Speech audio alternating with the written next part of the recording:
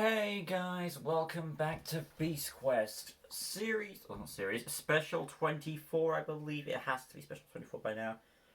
It's got to be, but I have to double check all the time to make sure it is Special 24, Petorix, the Winged Slicer, and the final Beast Quest book I will be doing until September releases the two other books of Series 25, and any more future specials down the road. That's right, this is the last Beast Quest book currently released. Well, not really the last one. Series 25 is actually the latest release. But it's the last one I need to read in the whole Beast Quest franchise to be caught up to date. So, this is awesome. In fact, I've done them all now. So, like always, in-depth story analysis, and then my overall thoughts on it's a big adventure.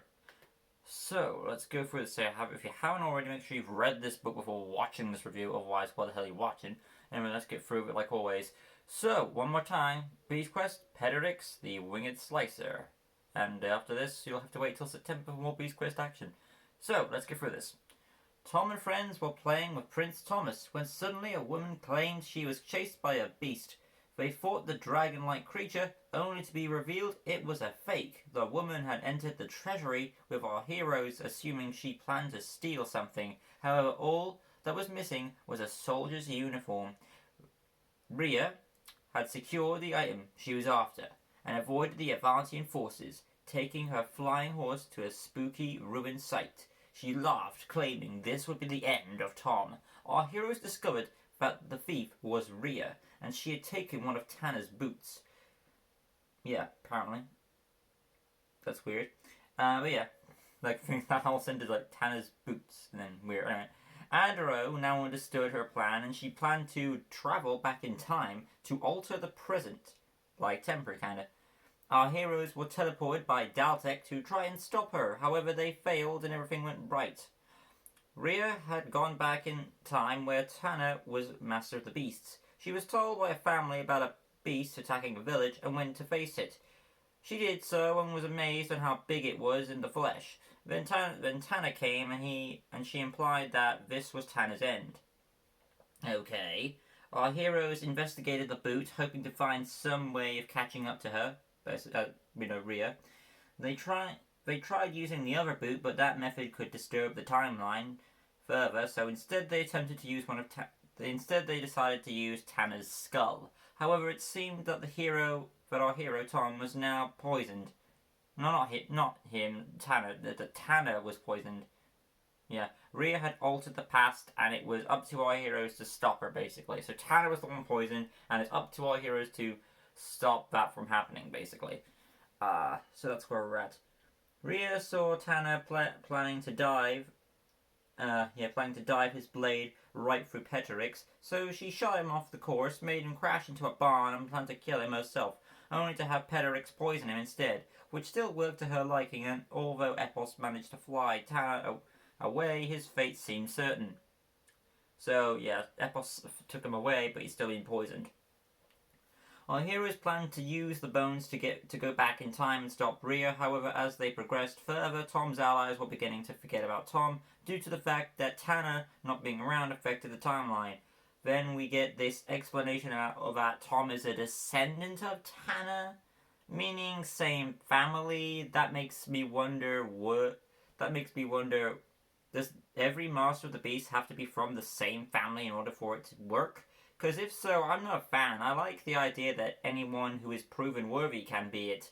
Not the fact that you have to be a part of this one big family kind of thing. And I didn't even know Tanner was a member. Maybe he was mentioned. Was this mentioned in a previous book that Tanner and Tom were related? I didn't recall it. And if it was, it slipped over my mind like hell.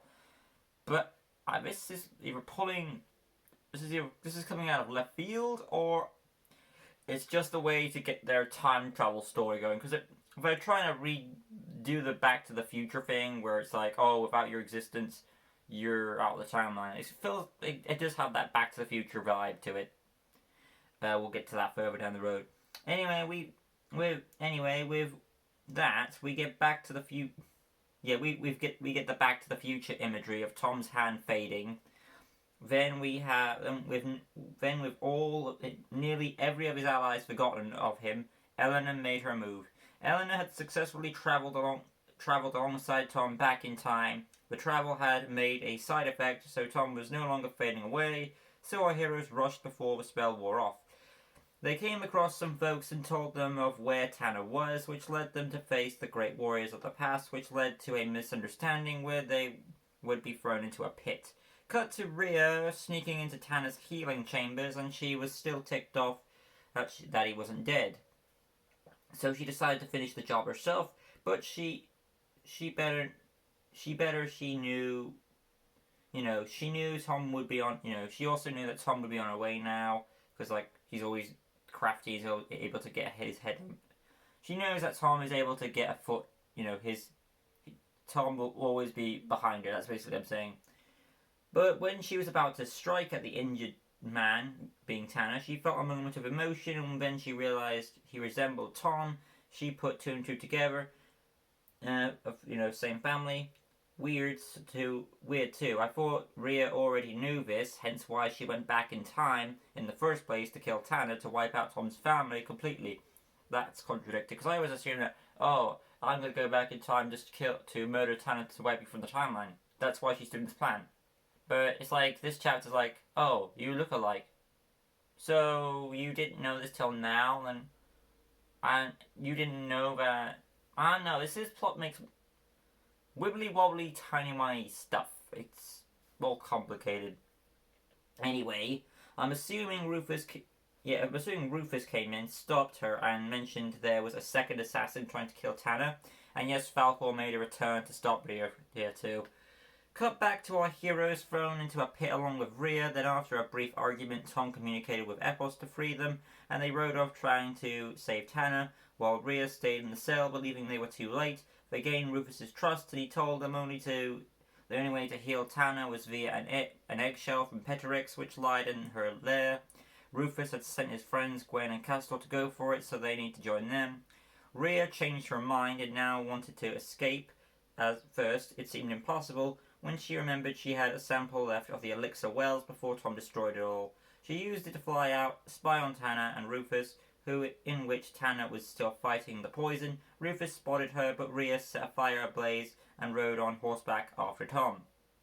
Tom and Eleanor made it where Rufus's allies had fallen. After helping Castor, he told them where Petorix was, and Tom pursued alone.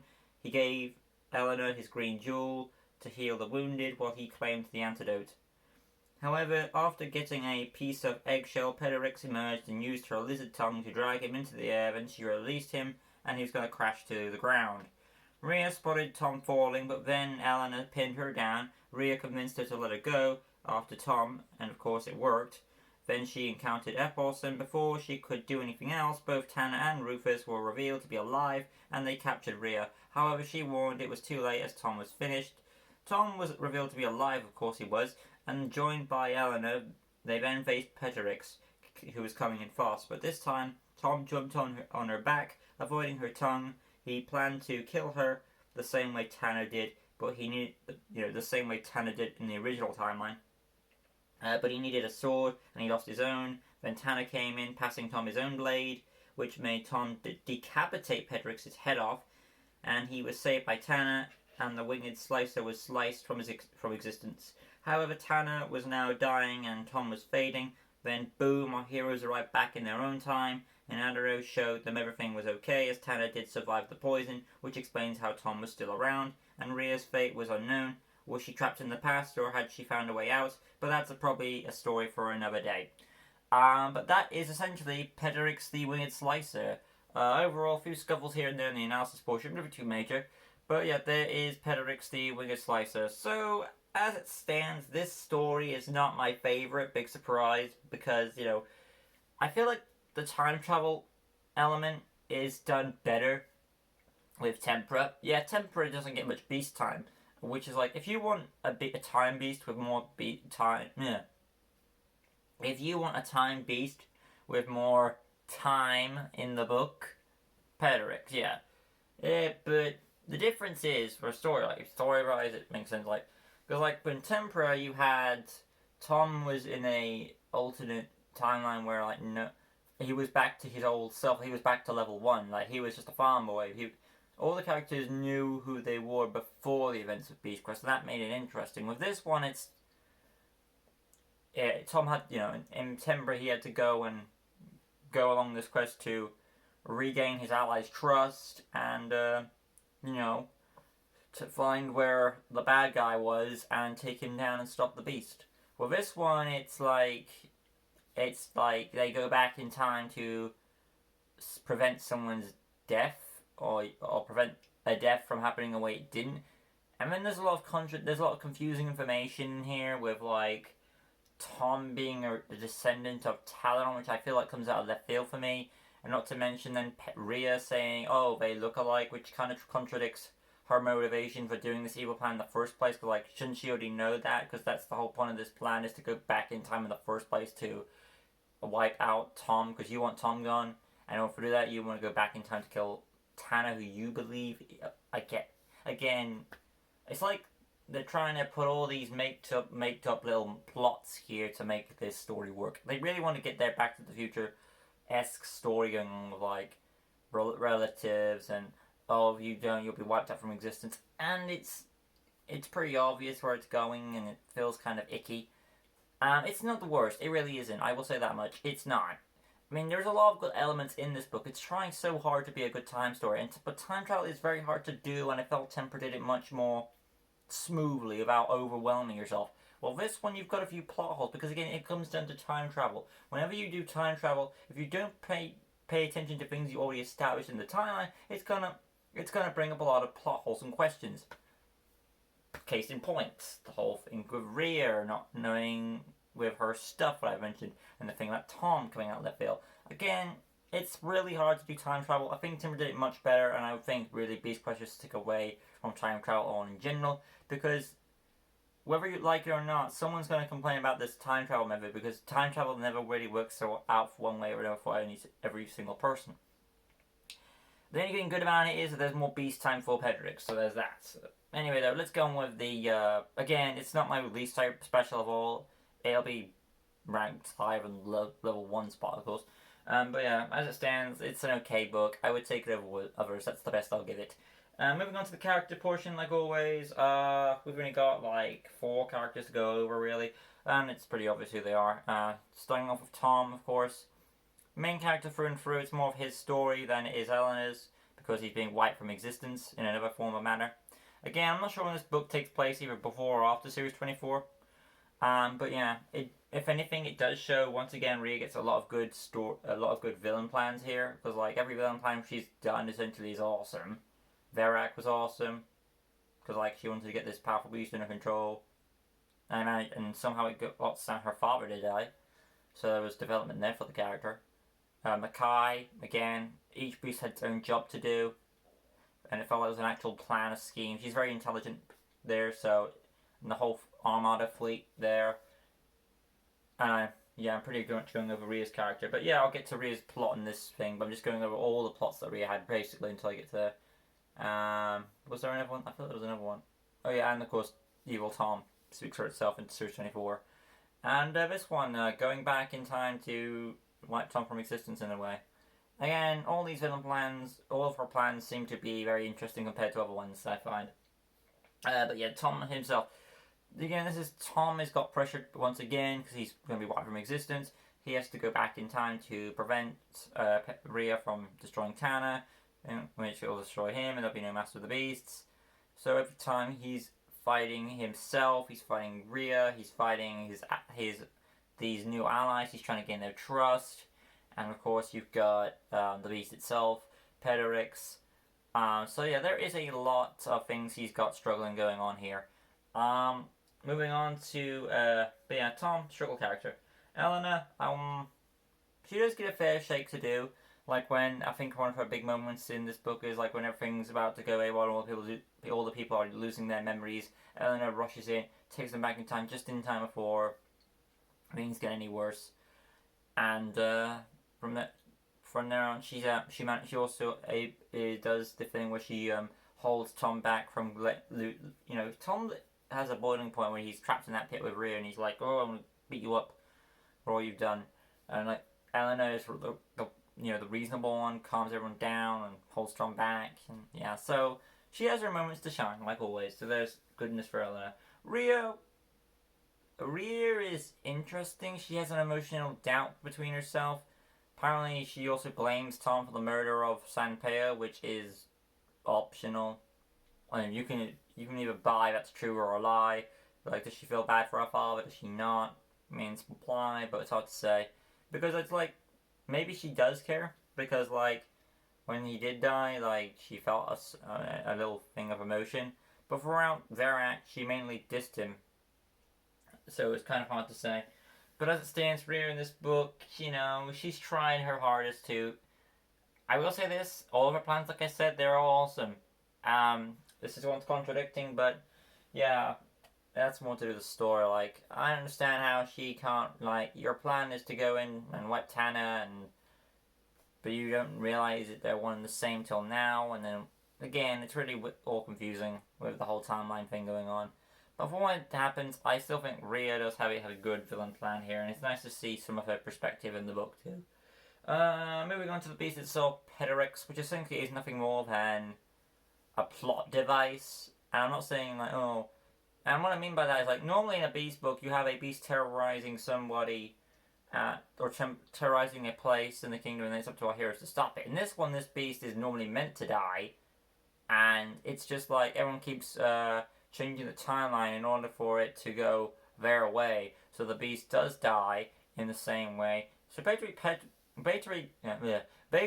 Petrix feels like he's not to be fair, well, he's not given an honourable fight. He's basically toyed around with to do whatever the plot requires him to. No, not him. What she requires of. So even though she's got so many good abilities, like her frog-like, lizard-like tongue and the wings, and that can cut through and stuff. All these great dragon-like powers. It feels like she's just wobbled around. She does have to die to restore the timeline and all that fun stuff there, but yeah. And to be fair, we don't get much action off the beast. We are told much of it, but like we get like that bit with Rhea and Tana. Then there's a bit of scuffle all over the place, and I don't think she returns until the end anyway. I can't think of any time that she all showed up. So yeah, that's kind of wrong. But there's a bit more screen time for Petorix, just I don't know. I'm not sure why I feel like Adam liked this book more than me. I'm not sure why. Maybe it's because there's more beast action compared to the first one of Tempera. I don't know. Maybe he'll give his thoughts on that matter why he likes it so much, but as it stands to me, I personally, it's not my favourite, that's all I'll say. It's not my worst, it's not my favourite either. But as it stands, it's an okay finale for the specials, I suppose. And hopefully the next special will boost up compared to this, and hopefully we can get away from time travel. As it stands, though, this has been my review on, of course, Petorix, the Winged Slicer. Hopefully you guys enjoyed it. If you did, smash the like button, subscribe, that good stuff. Hit the notification bell, right corner down below so you can stay in tune with all Beast Quest related topics on the channel and other content that is there. This is the official last Beast Quest review until the rest of Series 25 comes out, of course. But before from me, I'll see you guys for more awesomeness coming your way. Will I do videos today? Will I not? Well, maybe. We'll see what happens. That being said, from me, I'll see you for more awesome customs and more awesome videos coming your way. Till next time, like always, peace.